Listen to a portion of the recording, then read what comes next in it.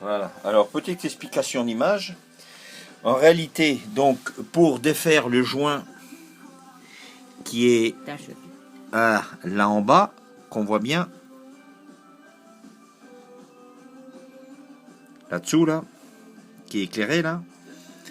Voilà. Ici est le sélecteur de vitesse que je fais bouger, là, dans la main.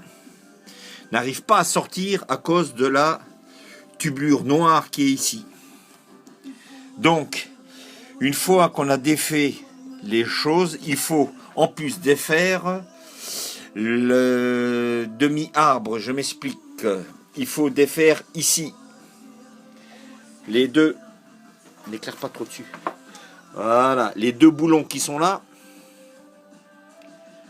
Ensuite, j'ai défait le boulon ici avec la tige qui retient le moteur, l'armature.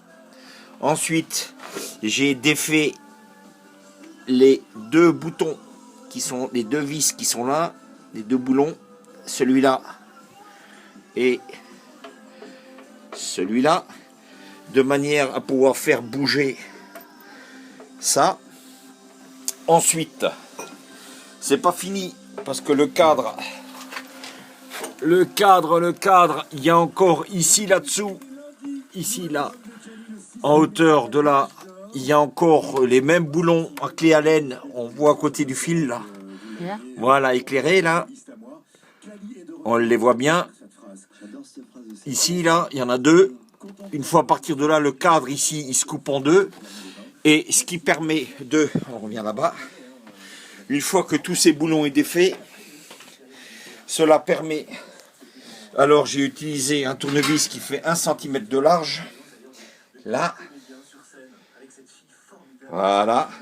Et j'ai utilisé ce tournevis qui est là. Et bien sûr, j'ai resserré les boulons. Mais j'ai fait pression en mettant le tournevis comme ça, ici. Et ce qui fait que ça m'écarte le cadre. Et une fois que le cadre il est écarté, donc, vas-y, tiens-moi le tournevis.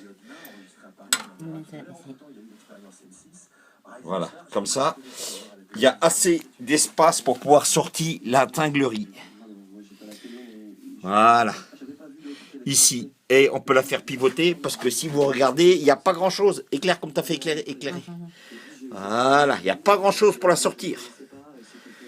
Voilà. Et donc sur les sites américains, selon les Goldwyn, ça sort tout seul. Voilà, ça sort tout seul. Et sur la mienne, ça sortait pas pour 3 mm. Voilà, donc j'ai démonté différentes pièces. En plus, j'ai démonté ça. Voilà, on va laisser les ficelles. Donc j'ai démonté ça. Pour ceux qui reconnaîtront, c'est la pièce qui vient là. Là-dessous. Et bien sûr, j'ai démonté en plus la partie qui donne accès au sélecteur. Voilà, qui est fixé là-dessous. Voilà, qui va là. N'est-ce pas? Voilà. Et encore cette partie qui est là, qui bouge. Celle-ci là, qui vient ici. Voilà. Qui vient là. Qui est fixé. On voit là, ici. Voilà, là. Là. Et dessous. Et j'ai une vis rouillée qui m'a pété. Ben bon, je vais me débrouiller. Là-dessous, là. Ici. Hop là. Là, encore là-dessous. Voilà. Et le joint. J'ai donc pouvoir plus enlever le joint avec des rayons, deux que j'ai tordus, que vous verrez sur les photos. Voilà, avec des rayons que j'ai tordus à ma guise pour pouvoir défaire, récupérer ce fameux joint qui m'a posé tant de problèmes. Et quand on voit l'état de la Gold, malgré tout, dessous, donc si vous voyez votre Goldwyn qui est dans cet état-là, voilà, toute noire, vous savez ce que c'est. C'est votre joint qui vous salit tout. Bon là, il est encore un peu graissé parce que j'ai mis un peu de graisse pour pouvoir le rentrer dedans. Voilà, et j'ai poussé. Tiens. Et j'ai poussé avec une clé. Comme ça, pour pouvoir mettre le joint correctement. Voilà, de chaque côté. Mais bon, c'est pas de mince affaire, hein, parce que vous voyez, c'est pas évident.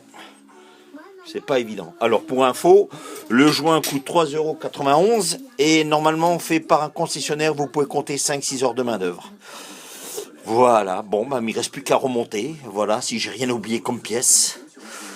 Voilà, et tester quand même avant si le sélecteur fonctionne, pas avant de la remonter. Et bien, très important, avant d'enlever cette pièce, c'est de faire des petites marques. J'ai fait des marques sur le côté. Là en haut, là, j'ai fait des marques sur le côté pour bien remettre le sélecteur à niveau. Voilà, voilà. Bon, eh ben, il ne me reste plus qu'à voir si ça fonctionne avant de tout resserrer. Sinon, ben, je suis quitte à démonter un petit peu mon truc et voilà. Un demi-cadre. Donc merci à Pierrot hein, à Tout Cycle qui m'avait donné cette info. Quand il m'a dit qu'il faut démonter le demi-cadre. Et chapeau aux ingénieurs de chez Honda quand même. Hein. Mais bon, c'est quand même rigolo. Et si vous pouvez regarder ici. Voilà. Ici, il y a des alvéoles. Là, le cadre, ici, il y a des alvéoles pour échapper au collecteur. Voilà. Et donc, en démontant ça et les boulons, on peut faire pression avec le tournevis. Et ça nous permet de sortir ces saloperies de sélecteurs. Sinon, qui restent coincés. Voilà. Allez, à vous de jouer maintenant.